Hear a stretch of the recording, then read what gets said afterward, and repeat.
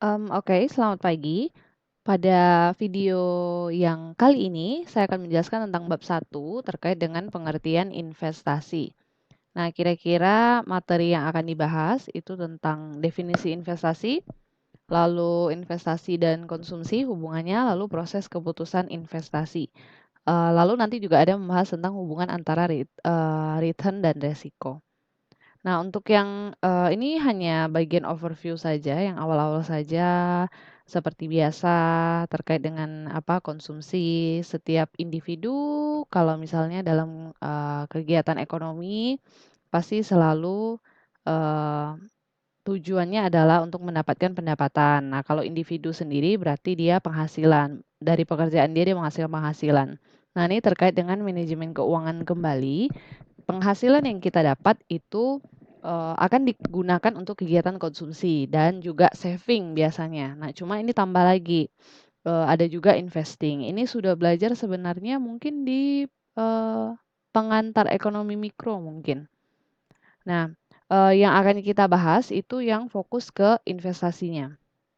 Jadi, kita udah nggak bahas tentang konsumsi, nggak bahas tentang saving, kita fokus ke investasi. Jadi investasi itu apa? Investasi adalah komitmen atas sejumlah dana atau sumber daya lainnya yang dilakukan pada saat ini dengan tujuan memperoleh sejumlah keuntungan di masa depan. Jadi, tidak hanya dana yang, kita komitmenkan atau kita korbankan lah istilahnya ya, tidak hanya berupa dana, tapi bisa juga sumber daya lainnya. Misalnya seperti waktu, atau misalnya tenaga. Nah, itu semua, kalau misalnya tujuannya memang untuk memperoleh sejumlah keuntungan di masa depan, sejumlah keuntungannya juga tidak selalu dalam bentuk uang. Misalnya seperti kalian berkuliah, eee ada yang mengatakan bahwa, "Bu, itu mengorbankan waktu kami harus keluarkan waktu, terus harus, belajar lagi, tenaganya habis, segala macam." Nah, tujuannya kan supaya di masa mendatang itu kalian punya ilmu yang cukup, lalu bisa lulus, lalu bisa harapannya bisa dapat pekerjaan yang layak untuk, karir kalian di masa mendatang. Nah, kalau misalnya, untuk mata kuliah ini berarti kita fokusnya ke investasi, terutama investasi di pasar modal. Nah, di sini, keterangannya contohnya ya, salah satunya investasi pada saham mengharapkan keuntungan dari kenaikan harga atau pembagian dividen. Nah, jadi kalau misalnya di pasar modal, terutama misalnya saham nih, kalau misalnya kita beli saham, udah beli pakai dana kita sendiri nih, Bu, itu kan udah komitmen atas dana, udah korbankan dananya, tujuannya supaya apa?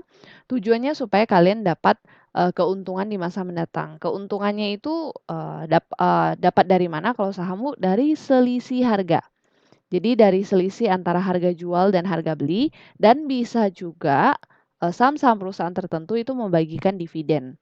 Nah, dividen kan sudah kalian pelajari juga mungkin di AKM atau AKL, terkait pembagian laba perusahaan kalau misalnya memang diputuskan bahwa, perusahaan itu ingin membagikan labanya kepada pemegang saham. Nah, jadi ada tujuan dari investasi itu sendiri. Nah, yang selanjutnya untuk kegiatan dari investasi di sini kita bahasnya memang investasi yang aset finansial. Nah, di sini kegiatan investasi dapat dilakukan pada sejumlah aset seperti aset real dan aset finansial. Aset realnya biasanya kalau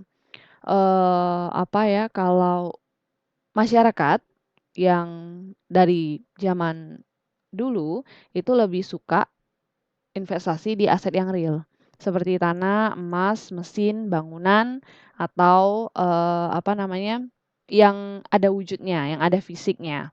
Nah, kalau akhir-akhir ini, apalagi waktu masa pandemi ya, itu masyarakat sudah mulai investasi di aset finansial. Sebenarnya sudah lama masyarakat, investasi di aset finansial, cuma yang marak-maraknya, terutama yang generasi milenial, itu mulai melek dengan aset finansial itu, semenjak beberapa tahun belakangan ini. Karena semuanya sudah bisa diakses secara, elektronik. Jadi tidak perlu fisiknya lagi. Contohnya misalnya kalau dulu saham, obligasi, itu ada lembarannya. Jadi kita kayak harus transaksinya lewat lembaran itu. Kalau sekarang enggak, sekarang udah bentuk elektronik, jadi tidak perlu fisik lagi, semua sudah tercatat secara elektronik dan lebih mudah. Itu untuk yang aset finansial.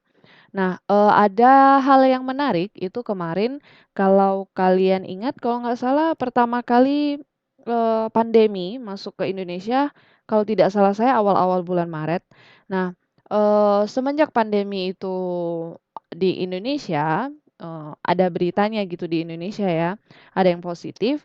Nah itu beberapa bulan setelahnya, itu, IHSG kita, nilai apa namanya, indeks harga saham gabungan untuk yang seluruh saham yang ada di Indonesia itu anjloknya luar biasa, sampai dari yang semula 5 ribuan itu turun sampai 3 ribuan. Jadi 4 ribuan turun lagi. Nah itu, memang, dikarenakan banyaknya aksi panic selling. Jadi, asumsi-asumsi yang mengatakan bahwa, "Aduh, gimana ini banyak perusahaan yang, apa namanya, bakal di-lockdown atau segala macam, jadi bisnisnya nggak jalan." Terus kayak banyak asumsi negatif yang menyebabkan akhirnya banyak orang panic selling, akhirnya mereka jualan jualan jualan, dan akhirnya harga sahamnya pada anjlok segala macam. Nah, sebenarnya yang dilakukan investor itu mereka bukan cuma, jualan saja, tapi mereka berusaha mengkonversi aset mereka. Jadi di mana mereka investasi ke aset finansial, misalnya saham atau obligasi, mereka konversi itu menjadi aset real. Jadi, awal-awal pandemi itu banyak yang jualan, ini, dia mengganti investasinya. Jadi dia bukan jualan aset finansial dia, terus untuk dia pakai untuk, untuk dijajanin atau dikonsumsiin, bukan, tapi mereka lebih ke konversi. Jadi investasi ini, dia itu lebih ke bukan berarti kita, "Oke, saya investasi ke emas," misalnya, udah selama-lamanya emas, lalu kalian nggak baca berita tentang emas segala macam, bukan. Jadi investasi itu, akan lebih baik kalau kita terus belajar. Jadi selama kalian investasi dana, kalian selalu update berita, selalu belajar, seperti itu. Nah, jadi balik lagi ke kasus yang Covid itu, jadi banyak yang, mengkonversi asetnya dari aset finansial dikonversi ke aset real. Jadi bukan, cairkan dana terus untuk dijajankan, bukan. Nah, kenapa, dikonversi jadi aset real, waktu itu mereka banyak yang konversi ke emas. Jadi mereka beli emas, jadi udah jualan yang aset finansial terus mereka beliin emas, makanya harga emas tinggi segala macam gitu. Nah, kenapa mereka konversi? Karena mereka merasa bahwa, di situasi pandemi kemarin itu tidak ada kepastian karena tidak ada, vaksin itu juga belum ketemu, terus makin banyak di seluruh dunia hampir kena gitu. Jadi efeknya bisa ke, global. Jadi investor itu, selalu berusaha menghindari resiko, makanya, mereka memutuskan bahwa, oke, sepertinya semua, bisnis itu rata-rata hampir kena dampaknya, jadi gimana supaya dia menghindari resiko kerugian dia, oke kita konversi saja ke aset real, di mana aset real memang lebih, safety. Jadi contohnya mereka ke emas, beli emas batangan segala macam. Nah ada juga, bukan ada juga, sebagian besar manajer investasi atau, konsultan-konsultan yang investasi itu menyarankan bahwa, di masa pandemi yang kemarin yang awal-awal itu ya, itu disarankan untuk memang hold cash. Jadi, untuk jaga-jaga menghindari resiko yang ada, karena rupiah juga down, yang kayak pasar modal juga down. Jadi, lebih baik di-hold dalam bentuk cash saja itu juga boleh. Nah jadi, daripada misalnya dia investasi misalnya ya ke saham, terus sahamnya turun-turun terus, terus kayak negatif terus, jadi, lebih banyak disarankan untuk hold cash dulu. Nah hold cash-nya, jadi simpan dananya, itu sambil, wait and see. Jadi lihat perkembangan gimana ke depannya ekonomi, adakah pemulihan. Misalnya contohnya, pemerintah mengeluarkan kebijakan-kebijakan, kalau misalnya memang, oh iya ternyata untuk perbaikan dan bla bla ada ada perubahan, ada bisa memperbaiki ekonomi, maka, nanti cash-nya balikin lagi ke investasi apa-apa gitu. Jadi kemarin memang, waktu pandemi banyak disarankan pertama mereka banyak yang pindah ke aset real, ada juga yang ke, konversi jadi, uang tunai sambil lihat gitu. Nah, jadi yang namanya kegiatan investasi itu bukan, seperti misalnya kalian beli tanah udah stop, udah gitu aja.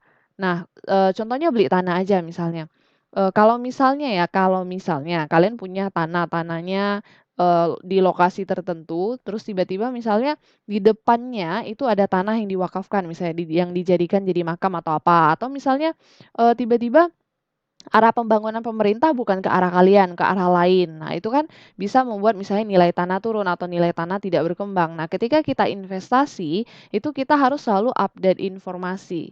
Jadi kita harus selalu update info, investasi mana yang kira-kira, lagi apa, tepat untuk kita gitu.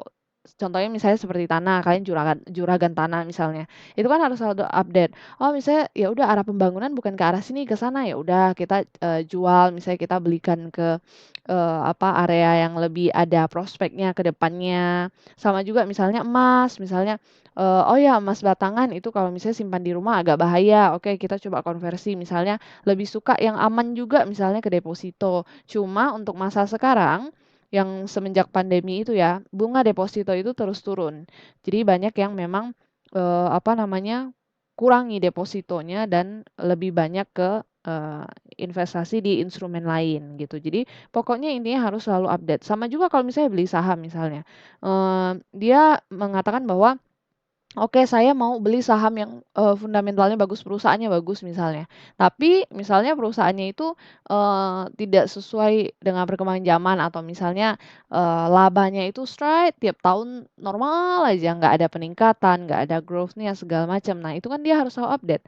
Jadi jangan cuma dia, "Oke, saya beli saham, saya udah investasi dari tahun 2015 nih, Bu, saya beli saham ini terus."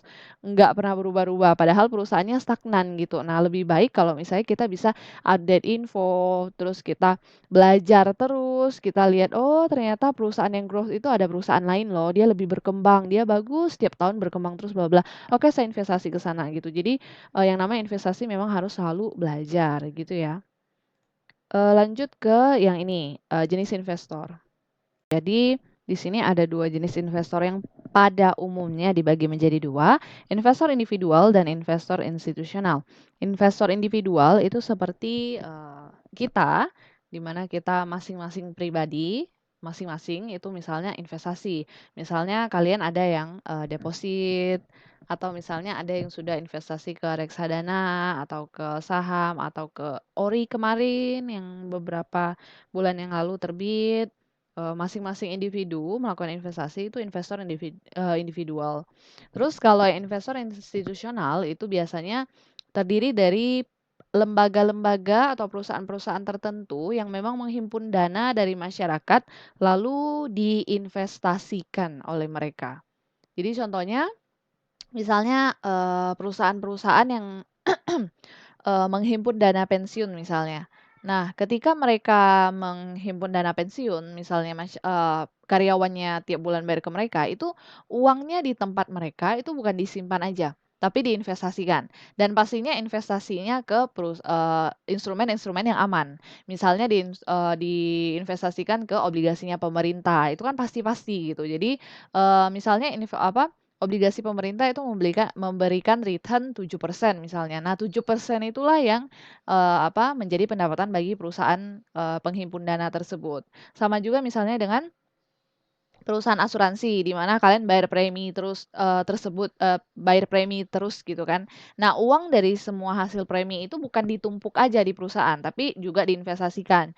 Jadi kalau dapat return dalam bentuk bunga, ya perusahaan asuransinya untung dari sana. Jadi juga nanti mengcover kalau misalnya ada terjadi apa-apa, tergantung dengan jenis, asuransi yang kalian ambil.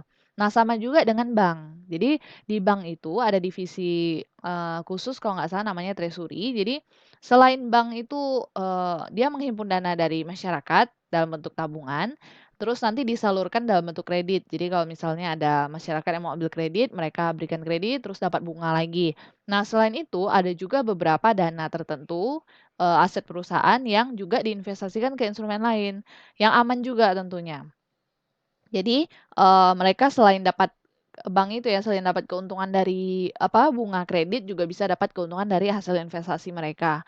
Nah, contoh kasus yang kemarin agak heboh, itu adalah yang Jiwasraya, di mana mereka dana-dana masyarakat yang terkumpul, itu kan harusnya diinvestasikan ke, instrumen yang aman, tapi mereka malah, investasikan ke instrumen yang abal-abal. Ini, katanya juga salah satu alasannya karena, ada, apa ya, istilahnya kayak kong kali kong atau korupsi antara pimpinannya, jadi menyebabkan mereka ACC atau berikan keputusan, "Oke, nggak masalah investasi ke sana." Jadi mereka investasi ke saham yang, abal-abal lah istilahnya ya. Nah, apa, ketika dana tersebut diinvestasikan ternyata nilai harga sahamnya itu turun terus, akibatnya mereka mengalami capital loss, di mana harga belinya lebih tinggi, tapi harga, jualnya itu udah turun sekali. Jadi loss, kalau udah rugi ya udah berarti dananya, terpotong kan. Nah jadi ketika apa, nasabahnya misalnya mau klaim kembali, itu mereka nggak bisa bayar, makanya gagal bayar segala macam. Nah, itu kemarin kasus yang Jiwasraya. Jadi, harusnya memang kalau investor institusional itu, dia menginvestasikan memang harus ke instrumen yang aman gitu. Bukan hanya investor institusional, sebenarnya semua yang namanya investasi memang harus ke instrumen yang aman. Cuma memang balik lagi ke masing-masing individu itu sendiri, kalau terkait yang investor individual ya. Nah, soalnya ada yang dikenal dengan namanya, financial behavior. Jadi, memang oke misalnya dia di awal sudah mengatakan, "Saya mau investasi ke instrumen yang aman." Tapi ternyata ada psikologis-psikologis tertentu yang menyebabkan individu itu akhirnya terpancing untuk investasi di yang tidak sesuai dengan konsep awal dia. Nah, makanya untuk yang selanjutnya ada jenis investor juga yang dikategorikan, berdasarkan, kesediaan mereka dalam menanggung resiko. Ada yang namanya risk taker atau risk lover, risk seeker. Itu berarti mereka berani mengambil resiko. Jadi mereka, yang namanya ya hubungan antara resiko dan return adalah semakin tinggi resiko yang kalian ambil, maka semakin tinggi juga return yang bisa diperoleh.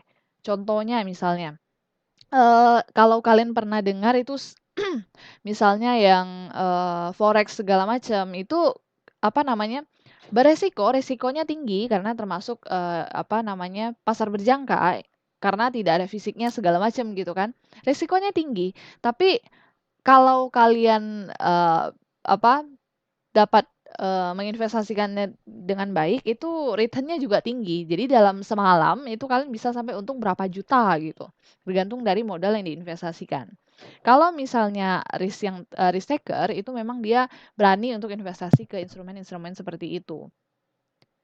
Oke, untuk yang kedua itu adalah tipe investor yang takut atau enggan menanggung resiko. Nah, ini kebalikan dari yang pertama. Jadi kalau yang pertama itu berani sekali dengan resiko, nah yang bawah itu nggak mau ada resiko. Nah, yang namanya investasi memang selalu ada resiko sih. Walaupun investasi itu aman sekali kelihatannya ya. Contohnya misalnya deposito. Deposito di bank sama ini aman-aman aja, Bu. Kami simpan uang di bank, terus dapat bunganya terus aman, tidak ada resiko yang harus dihadapi. Nah, tapi ada resiko yang kecil sekali kemungkinan ada, yaitu adalah misalnya, ini misalnya saja, misalnya banknya bangkrut atau misalnya, ada salah satu karyawan di bank misalnya dia menggelapkan uang perusahaan segala macam. Nah, itu sebenarnya ada resikonya. Kemarin juga, tahun lalu atau 2 tahun sebelumnya, itu saya ada dapat, sharing dari teman saya yang dia juga, apa menyimpan dananya di satu bank, lalu karyawan bank tersebut, banknya ada di Pontianak ya, dia cabang Pontianak cuma tidak boleh disebutkan banknya bank apa. Jadi, ternyata ada, bukan kepala cabang, kepala bagian apa gitu kan. Nah dia itu, ternyata menggelapkan dananya nasabah. Jadi, kelihatannya aja di buku tabungannya itu ada nominalnya, padahal itu nggak ada. Nah itu nggak tahu gimana, jadi bagian tersebut saja, kepala bagiannya sama beberapa karyawan di bawahnya, itu yang melakukan hal seperti itu. Nah, nggak tahu kenapa sampai ketahuan, efeknya ya udah karyawannya yang kepala bagiannya dikasuskan, dipenjara, terus, bawahannya itu dipecat semua. Nah, efeknya adalah, semenjak kasus itu terjadi, ini kasusnya tidak di-publish ke publik karena bisa membuat image bank itu, rusak karena apa ya, apalagi bank ya, tempat menyimpan uang ya, jadi agak resikonya tinggi kalau misalnya info seperti itu sampai beredar, ini cuma pengalaman teman saya sebagai nasabahnya. Jadi semenjak saat itu, semua karyawan yang ada di bank tersebut itu diganti. Kebetulan karena dia cuma cabang Pontianak, jadi dia bukan, bank besar. Nah, jadi semenjak kasus yang tersebut, jadi semua karyawannya yang di cabang yang di Pontianak ini, itu diganti semua dengan SDM yang diambil dari pusat. Jadi, SDM yang dari pusat itu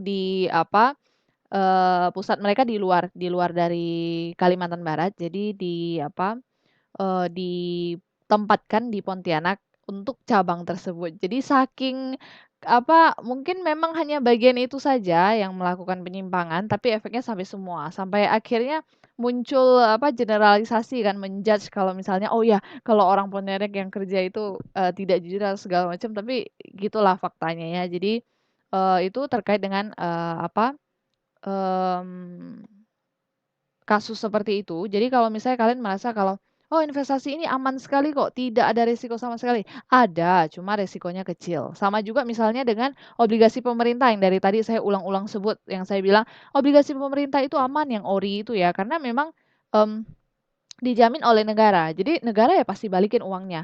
Nah, cuma kan tetap ada resiko, walaupun resiko itu kecil sekali misalnya misalnya ya ini kalau negaranya bangkrut misalnya, udah gagal bayar, nggak bisa bayar sama sekali. Nah, itu kan juga bisa, cuma itu memang resikonya sangat kecil sekali.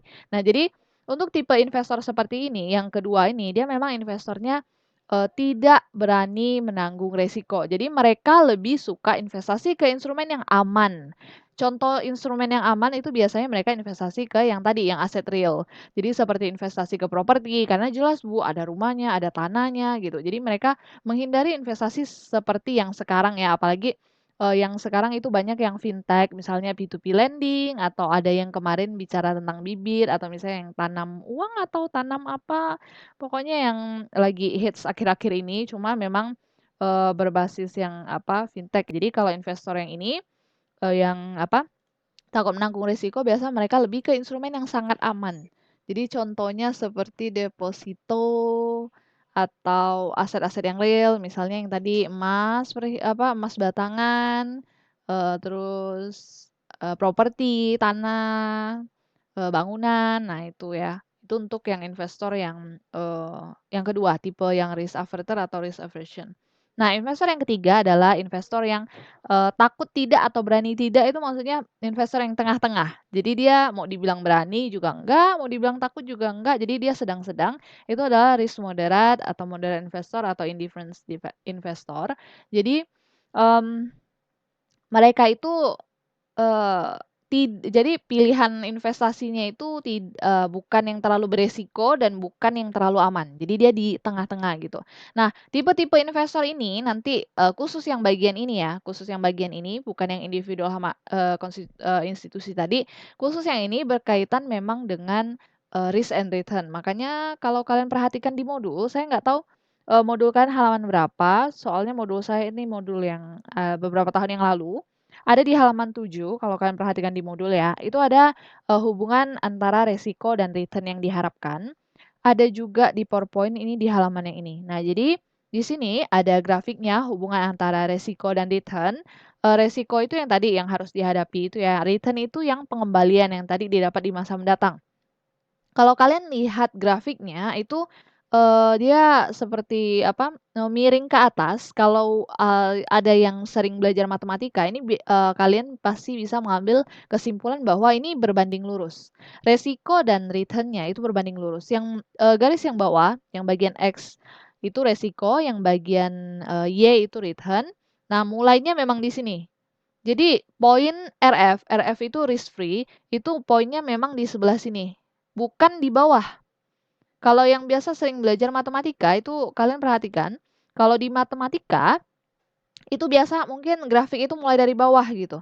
Misalnya ada satu garis lagi, oke dia garisnya dari bawah sini. Kenapa? Karena mulainya dari 00. Tapi kalau yang namanya di investasi, mulainya pasti bukan di 0 sini. Karena apa?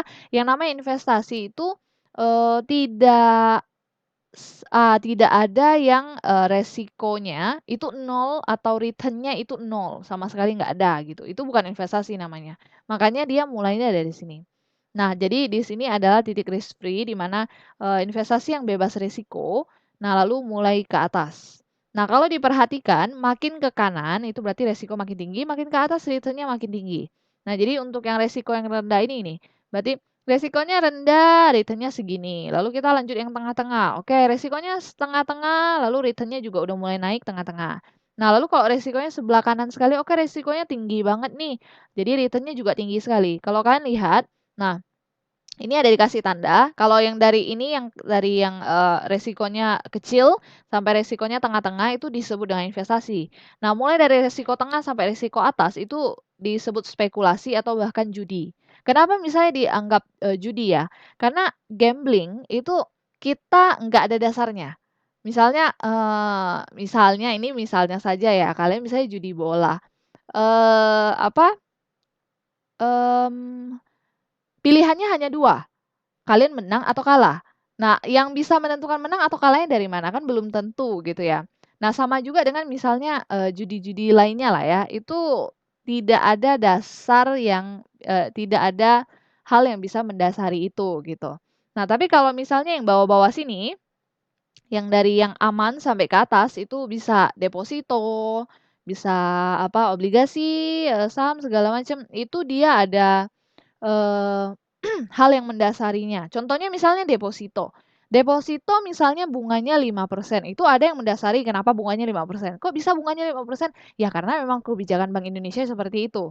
Lalu misalnya obligasi perusahaan, perusahaan mengeluarkan obligasi, terus dikasih misalnya apa bunganya, kuponnya itu misalnya 7%.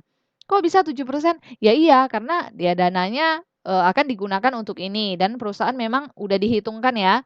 Udah dihitungkan kalau misalnya penggunaan dana untuk ini bisa menghasilkan keuntungan segini, nah keuntungan yang bisa dibagi kepada apa, para pembeli obligasi memegang obligasi sebesar memang 7%. Jadi ada dasarnya. Nah, sama juga dengan saham misalnya. Oh ya, saham kok bisa saham perusahaan yang ini rendah, saham yang ini tinggi. Nah, itu memang ada cerita di baliknya. Nah, ceritanya itu bisa disebabkan oleh memang kinerja perusahaannya bagus atau bisa juga kalau misalnya ya perusahaannya kinerjanya jelek itu bisa juga karena misalnya sahamnya sedang digoreng oleh bandar. Misalnya ada pihak-pihak tertentu yang sengaja menaikkan apa atau apanya tapi memang ada alasan. Sama dengan yang apa, resiko yang makin kanan ini misalnya opsi, kontrak berjangka, yang pasar berjangka seperti forex segala macam, itu juga ada alasannya. Misalnya misalnya kenapa, forex itu misalnya, "Oh ya, kok bisa sih dia naik hari ini terus tiba-tiba besok turun lagi?" Nah, biasa disebabkan oleh, info-info misalnya, "Oh ya, kemarin ada Oh ya, kemarin ada perang dagang nih antara China dan US atau misalnya, oh ya harga minyak sedang turun sekali karena apa namanya pasokan minyaknya terlalu banyak atau segala macam. Ada alasannya juga. Tapi kalau misalnya udah makin atas yang udah makin gambling ini udah mulai dipertanyakan. Jadi dia pilihannya dua. Jadi kalian memang menang dapatkan return-nya atau kalian rugi ya udah uangnya habis sama sekali. Makanya yang waktu itu yang Piala Dunia itu ya ada yang judinya sampai mereka mungkin apa, menggunakan semua dana mereka. Jadi ketika kalah, terus ada yang sampai gila segala macam, ya itu, yang disebut resikonya terlalu tinggi gitu ya. Kalau misalnya ada sampai, apa, yang mengalami kerugian dari investasinya, terus sampai gila segala macam, balik lagi ke resiko yang tipe-tipe, investor yang di atas tadi, yang yang ini. Nah, berarti dia bukan tipe investor yang risk taker. Kalau misalnya dia sampai gila seperti itu. Itu berarti dia orang yang tidak bisa menanggung risiko, cuma berani-berani aja gitu. Kalau misalnya dia sampai gila segala macam ya, itu. Oke, jadi untuk yang jenis investor ini hubungannya dengan, return and risk. Jadi nanti oh ya, terus ingat aja untuk, hubungan antara resiko dan return itu berbanding lurus, semakin tinggi resikonya, maka semakin tinggi juga return-nya, atau semakin tinggi return-nya, semakin tinggi juga resikonya. Itu ada istilahnya, mmm, sepertinya di modul juga ada namanya itu high risk, high return, itu biasanya yang sering mmm, ingat oleh apa, investor terkait dengan istilah tersebut. Oke, saya lanjut lagi ke ini, hubungan antara investasi dan konsumsi. Nah, jadi terkait dengan hubungan antara investasi dan konsumsi itu, kalau kalian perhatikan ya, yang namanya kita sudah memperoleh pendapatan itu ada istilahnya, Itu lebih baik kita itu, spend the money, jadi kita gunakan uang untuk konsumsi itu setelah kita investing atau saving. Jadi lebih baik konsumsikan dulu, lebih baik investasikan atau tabung dulu pendapatan kita, udah ada sisanya baru konsumsi, jangan kebalik. Jangan konsumsi dulu, jajan, beli barang belanja segala macam, konsumsi dulu, udah ada sisa baru tabung atau investasi. Nah itu kurang bijaksana. Jadi banyak yang menyarankan bahwa lebih baik saving atau investing dulu, sisanya baru konsumsi, gitu. Itu untuk yang money management. Oke, yang selanjutnya saya lanjut ke tujuan dari investasi.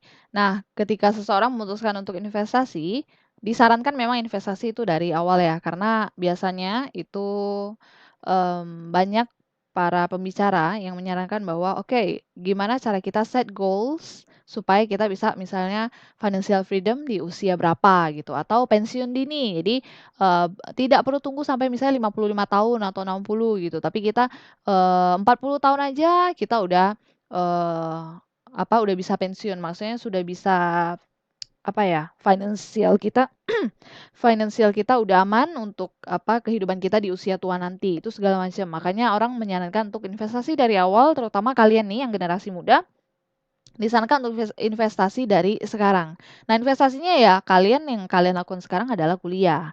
Atau misalnya ada yang investasi ke beli buku, Bu, kami beli buku, ya untuk belajar segala macam. Itu juga investasi.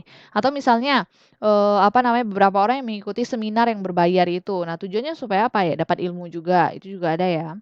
Jadi investasi itu, banyak.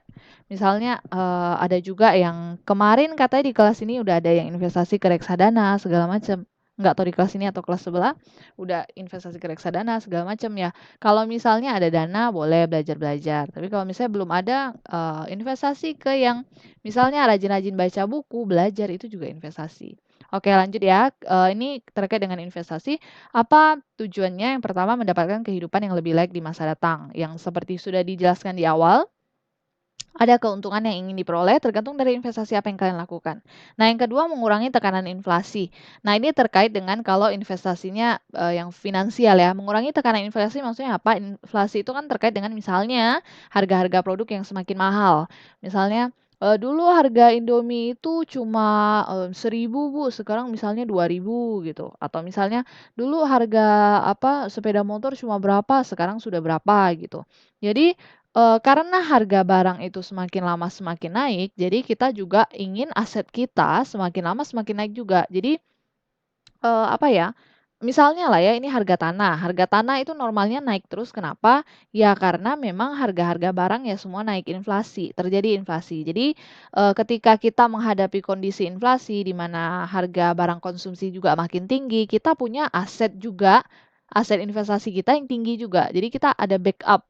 Makanya kita merasa, mengurangi tekanan tekanan dari inflasi tersebut itu serasa berkurang karena apa? Kita di-backup oleh aset kita yang juga naik gitu. Jadi ada kemampuan kita sendiri yang juga naik, jadi nggak masalah kalau barang konsumsi naik, karena memang investasi kita juga naik gitu. Nah, selanjutnya lagi dorongan untuk menghemat pajak. Jadi dorongan untuk menghemat pajak itu untuk, negara-negara tertentu ada yang dia itu kalau misalnya kalian investasi, itu nggak dikenakan pajak gitu. Misalnya itu kan, pemerintah misalnya menetapkan seperti ini misalnya, "Oh iya kalau misalnya kalian, investasi kalau misalnya kalian dapat, investasi di saham misalnya, terus kalian dapat, dividen. Nah itu pajaknya nggak terlalu tinggi kok, pajaknya lebih rendah." Jadi tujuannya supaya apa? Supaya banyak masyarakat yang, investasi gitu. Cuma untuk negara-negara tertentu misalnya kayak, seperti Jepang segala macam yang negara tertentu yang investasi masyarakatnya udah tinggi, mereka tidak melakukan ini lagi. Karena apa? Masyarakatnya udah melek investasi, masyarakatnya udah terlalu banyak investasi dan kurang konsumsi. Kalau negara kita kan beda, negara kita kan konsumsinya yang banyak, investasinya kurang gitu. Jadi kalau investasi kurang itu juga sulit untuk, perkembangan negara. Jadi, misalnya pemerintah ingin bangun jembatan segala macam. Nah, kalau tidak ada dana dari investasi ya nggak bisa kebangun gitu. Nah, jadi, kalau misalnya negara ingin meningkatkan, semangat investasi masyarakatnya, dia banyak melakukan kebijakan-kebijakan tertentu. Nah, salah satunya ini, apa, penghematan pajak misalnya untuk kalau misalnya investasi, kalau dapat bunganya misalnya lebih rendah, apa, di pengenaan pajaknya gitu. Itu, salah satu tujuan dari investasi dan masih banyak lagi tujuan dari investasi ya. Cuma ini memang poin utamanya. Ini juga kalau, ada di modul juga, kalau di tempat saya itu ada di halaman 5, ada di halaman 4 dan 5, itu boleh sambil dibaca-baca juga ya. Oke, yang selanjutnya, itu terkait dengan proses investasi. Nah, proses investasi di sini, intinya itu ada di halaman yang terakhir. Nah, ini adalah proses keputusan investasi. Proses keputusan investasi adalah bagaimana cara kita memutuskan untuk investasi. Karena kemarin ada yang bilang gini, "Oh, sebenarnya saya mau investasi, cuma saya masih bingung gimana," gitu. Nah, apa namanya, ketika kalian mau investasi itu ada step-stepnya. Jadi jangan cuma seperti ini, teman saya investasi loh, dia beli emas. Terus kita lihat teman kita seperti itu, terus kita ikut-ikut juga gitu. Terus kemarin, saya bukan kemarin, udah beberapa tahun belakangan ada mahasiswa yang, share pengalaman. Jadi dia itu ditawarkan oleh temannya untuk investasi ke produk tertentu dan dia, ikut-ikut aja gitu. Jadi efeknya adalah, tidak dapat return, malah hampir rugi, cuma akhirnya dia bisa, dapat balik modalnya. Jadi nggak ada return yang tapi modal bisa kembali itu udah syukur ya. Nah itu karena dia cuma ikut-ikut aja. Jadi di sini ada proses keputusan investasi yang sebaiknya dijalankan. Yang pertama adalah penentuan tujuan investasi, yang kedua penentuan kebijakan investasi, yang ketiga pemilihan strategi portofolio, keempat pemilihan aset, yang kelima pengukuran dan evaluasi kinerja dari portofolio. Nah, sebenarnya semua ini dari step 1 sampai step 5 itu sebenarnya yang akan kita pelajari di seluruh mata kuliah ini. Nah, untuk yang satu, penentuan tujuan investasi berarti ya di bab pertama ini. Yang terakhir yang 5 tuh, pengukuran dan evaluasi kinerja portofolio itu adalah materi bab terakhir kalian nanti sebelum UAS. Nah, untuk yang pertama, yang penentuan tujuan investasi yang, jadi udah seperti yang dijelasin barusan ya, kalian tentuin tujuan dari investasi kalian misalnya apa. Oh ya, saya tujuan investasinya karena saya nanti mau kuliah lanjut Bu S2, tapi saya mau di luar, jadi saya harus kumpulin dana sendiri dulu, misalnya. Atau ada juga yang, "Bu, saya nih mau nikah di usia ini, jadi saya harus kumpulin modal dulu." Bisa juga ya. Atau misalnya, "Bu, saya mau beli kendaraan atau mau beli rumah, tapi di usia segini-segini." Atau yang biasanya orang lagi apa, sering sebut itu misalnya yang financial freedom di usia berapa, yang pensiun dini. Jadi ada tujuannya dulu, ada set the goals dulu. Yang kedua, penentuan kebijakan investasi. Di sini, terkait dengan keputusan alokasi aset dan batasan jumlah dana pajak dan biaya pelaporan segala macam. Jadi di sini, kita tentukan kebijakan-kebijakan kita. Dari dana yang kita peroleh ini terkait dengan manajemen, bukan manajemen keuangan ya, terkait dengan, misalnya kita punya pendapatan, 100% dari pendapatan kita tentukan bahwa oke 30%-nya saya investasikan. Lalu dari 70%-nya ini saya untuk konsumsi, untuk misalnya bayar tagihan listrik, apa, tempat tinggal, terus, untuk misalnya, sumbangan atau apa, jadi itu pakai 70%-nya. Jadi tiap, bulan 30%-nya saya untuk tabung misalnya. Terus nanti misalnya, gimana lah pokoknya gimana cara kalian, atur, apa, kebijakan kalian dalam investasi kayak gitu ya, terkait dengan, pengalokasian dana kalian. Untuk yang selanjutnya terkait dengan pemilihan strategi portofolio. Oke, kita udah tentuin berapa dana kita yang mau kita gunakan. Nah, selanjutnya adalah kita pemilihan strateginya. Nah, strategi investasinya nih, sebutannya nih. Ada strategi yang aktif dan juga ada strategi yang pasif.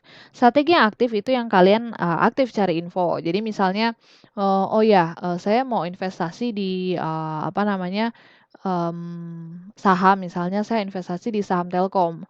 Jadi saya perhatikan, oh Telkom gini hari ini harganya, oh besok hari ini, harganya segini, oh, besoknya lagi, segini harganya, oh gimana ya segala macam. Jadi dia aktif cari info, info-info yang berhubungan dengan Telkom, aktif perhatikan laporan keuangan Telkom, apakah kinerja perusahaan Telkom bagus, itu investor yang, strategi portofolionya aktif. Jadi dia memang, pelajari betul terkait dengan investasinya dia. Ada juga yang investornya pasif, jadi dia lebih ke, mmm bisa dikatakan tidak cari info. Nah, tidak cari info ini bisa lagi dibagi nih. Jadi kalau investor pasif itu bisa juga dia, sama sekali tidak, apa ya, tidak aktif, baca info. Jadi misalnya dia memutuskan untuk, "Oke, saya mau investasi di deposito." Ya udah dia simpan aja di deposito. Tiap, misalnya udah setahun, 3 tahun, atau berapa tahun dapat bunga, ya udah kalau misalnya udah selesai, ya udah dia deposit kembali aja. Jadi dia memang cuma investasikan dana dia tanpa ada cari info apapun atau bisa juga seperti ini. Jadi dia memang, apa namanya, investasikan dana dia, dia memang nggak cari berita atau segala macam, memang cuma investasi aja, misalnya ke produk reksadana. Nah, reksadana ini kan diolah oleh manajer investasi, memang ada pihak-pihak tertentu yang bantu kita untuk mengolah investasinya kita. Jadi paket investasinya udah dipilih, oke yang bagus ini, jadi memang udah di-handle sama manajer investasi. Nah, pembeli reksadananya udah tinggal diem-diem aja, tinggal apa, nggak perlu terlalu, sibuk, apa, memikirkan investasinya karena kita kadang kerjaan aja udah banyak gitu kan, kerjaan yang harus dijalankan. Misalnya kan udah kerja atau apa, udah sibuk dengan kerjaan, lalu nggak sempat lagi ngurus, portofolio investasi kalian, ah, bisa juga dia investasi ke memang, instrumen yang seperti itu. Jadi memang udah di-handle sama orang lain, udah di-handle sama manajer investasi atau brokernya, jadi dia, tidak aktif lagi, untuk, cek info sahamnya itu bisa untuk, apa, kalau strategi portofolionya pasif gitu ya. Selanjutnya adalah pemilihan aset. Terkait dengan instrumen-instrumen apa sih yang kita pilih untuk investasi kita. Misalnya tadi kan udah ditentukan, oke misalnya pendapatan saya 100% nih, dari 100% 30%-nya saya investasikan. Nah 30% ini misalnya totalnya adalah sebesar misalnya 1 juta misalnya. Nah 1 juta ini saya mau investasikan kemana? Apakah 100%-nya semua ke deposito atau misalnya, oh ya saya belah lah 50-50, 50%-nya saya ke deposito, 50%-nya saya ke misalnya ke saham atau misalnya 50%-nya saya beliin emas rutin kayak gitu. Jadi ditabung-tabung dulu baru dibeliin emas nanti. Nah itu juga bisa jadi tergantung aset apa yang kalian pilih untuk investasi. Dihubungkan lagi dengan tujuan investasinya. Nah yang terakhir adalah pengukuran dan evaluasi kinerja portofolio. Jadi kalau misalnya udah ditentukan, oke saya mau investasi ke emas dan saya mau investasi misalnya ke pasar modal, saham misalnya. Nah nanti di akhir periode atau misalnya di akhir tahun atau apa, kalian itu disarankan untuk bisa mengukur dan mengevaluasi hasil dari investasi kalian. Oke, jadi selama setahun ini, saya udah rajin nih investasi tiap bulan 30% dari dana saya. Apakah ada hasilnya? Apakah return-nya sesuai dengan yang saya harapkan? Misalnya di awal-awal tadi waktu tentukan tujuan investasi, tadi saya mau kuliah S2 di luar negeri segala macam, saya udah memperhitungkan saya mau investasi yang di atas dari suku bunga Bank Indonesia, saya mau di atas itu. Terus nanti di akhir periode kalian, apa ya, evaluasi kembali. Apakah benar di atas, dari misalnya 5% ya suku bunga BI misalnya, apakah benar, di atas 5% atau apakah, apa namanya, ada hasilnya investasi kalian, jangan sampai, karena ya wajar misalnya kalian sibuk kerja atau segala macam, terus, atau sibuk kuliah atau apa, jadi tidak cari info tentang investasi, tapi tetap harus dievaluasi. Jangan cuma, tinggalin dana aja cuma nggak diperhatikan hasilnya. Sama juga misalnya dengan deposito, kalian perhatikanlah, apa, apakah bunganya ada masuk ke rekening kalian, benar nggak nilainya, ada nggak hasilnya, daripada kalian cuma tabung biasa aja. Karena kalau tabung biasa kan dengan deposito kan suku bunganya beda. Nah, evaluasi kembali, lihat kembali apakah, benar sesuai yang kalian harapkan, sesuai dengan expected return-nya, terus kalau misalnya sesuai ingin, misalnya atau kurang sesuai, ingin diperbaharui, ya nanti kalian kembali lagi ke step awal, kenapa kalian mau perbarui? Misalnya kalian dapat return sebesar 7%. Oh kayaknya kalau 7% ini kalau saya jalankan ini saya nggak bisa inilah, nggak bisa dananya terkumpul lah untuk kuliah. Oh coba kita ulangi lagi strateginya, dari awal lagi gimana, pilih mungkin, pilih instrumen investasi yang lain, atau apa, alokasi dananya, bukan cuma 30% tapi dinaikkan. Nah itu bisa ulangi lagi dari awal. Jadi kalau udah nanti di akhir periode dievaluasi kembali, diukur kembali apakah udah benar, udah, sesuai dengan yang kita return yang kita harapkan. Nah itu memang harus seperti itu. Jadi ini adalah siklusnya berulang-ulang. Lalu, sisanya ini proses investasinya udah pokoknya yang dijelasin di sini itu udah ada yang di slide paling akhir ya. Terus bagi yang punya modul itu terkait dengan proses investasi bisa dibaca lebih lanjut di halaman, kalau di tempat saya itu di halaman 8 sampai halaman 10. Jadi dari halaman 8 sampai 10 itu ada proses keputusan investasi, bisa dibaca di sana. Itu cukup jelas menurut saya penjelasannya, jadi boleh sambil dibaca-baca. Bagi yang nggak punya, boleh juga search di internet atau baca-baca dari sini ya. Nah, untuk yang selanjutnya ini terkait dengan misalnya dasar-dasar keputusan investasi. Apa yang mendasari keputusan investasi kita terkait dengan return dan risiko ini sudah dijelasin ya. Untuk yang return ada yang jenis apa namanya? Jenis-jenis return, ada yang expected return yang tadi yang sesuai nggak dengan return yang diharapkan, pengembalian yang diharapkan. Return di sini adalah tingkat pengembaliannya. Misalnya kita harapkan tadi kan di atas suku bunga, oke benar nggak, yang kita harapkan di atas suku bunga Bank Indonesia, misalnya kita harapkan 7%. Nah lalu return yang terjadi adalah realized return, apakah yang di akhir tadi ya, yang di proses, investasi tadi, apakah benar, pengembaliannya yang faktanya yang terjadi itu memang sesuai dengan yang kita harapkan, kalau enggak ya udah kembali lagi proses investasinya. Jadi itu bisa dibaca-baca, ini terkait dengan resiko. Jadi resiko di sini ada yang sebutannya adalah required rate of return atau, return yang disyaratkan. Jadi, saya misalnya tipe investor kita adalah tipe investor yang tadi yang, sedang-sedang misalnya yang moderat. Oke, saya cuma mau, hadapi investasi kalau resikonya itu sampai 3%. Nah, misalnya ada yang seperti itu. Lalu, ini saya ambil contoh misalnya yang lebih sederhana itu misalnya di transaksi saham misalnya. Dia pegang satu jenis saham misalnya Telkom. Telkom, saya mampu hold Telkom, saya mampu pegang saham Telkom, dengan resiko 3% atau 2% misalnya. Jadi kalau harga saham Telkom turun turun turun terus dan lewat dari 2%, maka saya akan lepas, harga saham tersebut karena misalnya, saya tidak mau harganya turun terus sampai lebih dari 2%. Saya nggak mau misalnya. Itu adalah resiko yang masih mampu dia hadapi gitu. Itu terkait dengan resiko. Terus, resiko ada 2, resiko sistematik sama resiko non sistematik. Resiko sistematik adalah resiko yang tidak dapat didiversifikasi, lewat portofolionya juga tidak bisa didiversifikasi. Biasanya resiko ini adalah resiko yang, dia menyebabkan hal yang sama di semua sektor. Jadi kita kan misalnya ya ada sektor pertambangan, sektor, consumer goods, ada sektor telekomunikasi, transportasi. Nah, resiko-resiko yang terjadi untuk yang resiko sistematik adalah resiko yang satu hal bisa mempengaruhi semuanya. Contohnya misalnya pandemi yang COVID-19 ini, dia tidak hanya menyerang ke sektor tertentu saja. Misalnya dia, efek dari COVID-19 tidak hanya menyerang ke sektor misalnya retail aja, misalnya yang, Matahari, Ramayana, segala macam. Tidak hanya, menyerang, sektor tersebut aja, tapi dia juga menyebabkan kerugian di sektor lainnya. Misalnya di sektor keuangan misalnya, banyak yang, nggak mau saving lagi, atau misalnya menyebabkan transportasi misalnya, banyak yang nggak mau pakai kendaraan umum lagi. Nah jadi, tidak hanya, menyebabkan kerugian di satu sektor saja, tapi menyebabkan kerugian di banyak sektor. Misalnya dalam satu negara itu ekonominya down semua karena itu, gitu. Jadi, resiko sistematik karena dia resiko yang efeknya itu kena ke semua sektor, maka kalau kita mau diversi portofolio kita juga sama aja. Misalnya gini, saya investasi di sektor, eee, apa, di sektor transportasi misalnya ya. Di sektor transportasi itu mengalami penurunan yang sangat signifikan karena adanya pandemi COVID-19. Misalnya untuk menghindarinya saya investasi lagi nih di sektor pertambangan jugalah sebagian.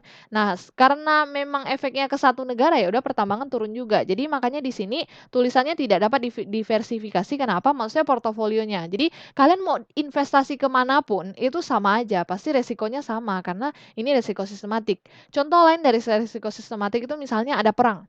Misalnya saja di Indonesia misalnya ada perang nih di seluruh wilayahnya.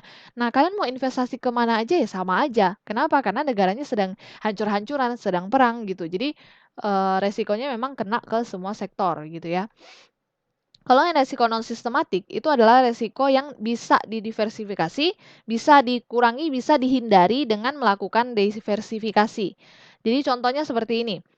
Mmm, saya ambil contoh salah satu perusahaan, oke, misalnya Garuda Indonesia. Kemarin Garuda Indonesia direktur utamanya kalau nggak salah ketangkap kemarin karena dia, menggunakan aset perusahaan, pesawat Garuda itu untuk kebutuhan pribadi dia sendiri gitu. Nah itu kan, hal yang, apa ya, bisa merugikan perusahaan gitu loh.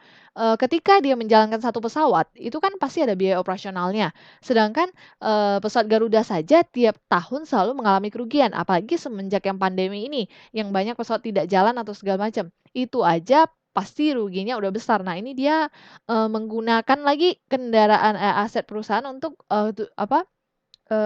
ke kebutuhan dia sendiri. Jadi untuk masalah pribadi dia sendiri. Misalnya waktu itu dia mau bawa barang apa ya, tapi barang pribadi dia sendiri lah ibaratnya gitu ya. Nah, itu kan, mmm membuat efek negatif di saham Garuda. Jadi banyak orang yang bilang, "Loh, ini gimana sih perusahaan Garuda?" Jadi banyak yang lepas saham Garuda segala macam. Nah, ketika kasus itu terjadi di misalnya, perusahaan Garuda Indonesia, apakah misalnya perusahaan lain, contoh saya ambil random, misalnya perusahaan Unilever, apakah Unilever mengalami, pengaruh juga, ada dampak juga misalnya yang terjadi di Garuda Indonesia kok ke Unilever? Nah, itu, adalah resiko non sistematik. Jadi non sistematik ini terjadi ke satu saja, satu sektor saja.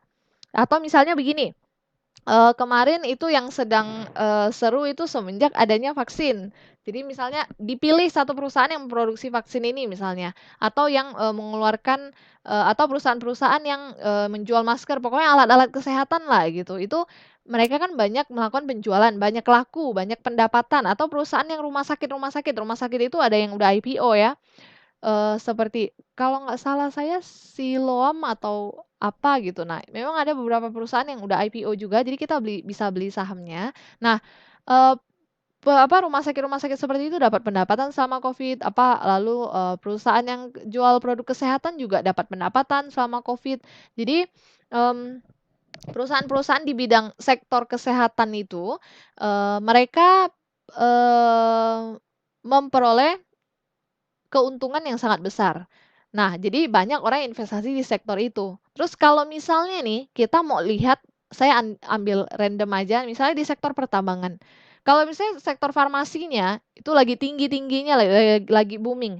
Misalnya sektor lain, misalnya pertambangan yang tidak ada hubungannya sama sekali, itu kan pertambangannya kan nggak ada pengaruh apa-apa kan, jadi, sangat tidak ada hubungan. Jadi resiko non sistematik adalah resiko yang hanya terjadi di sektor tertentu saja.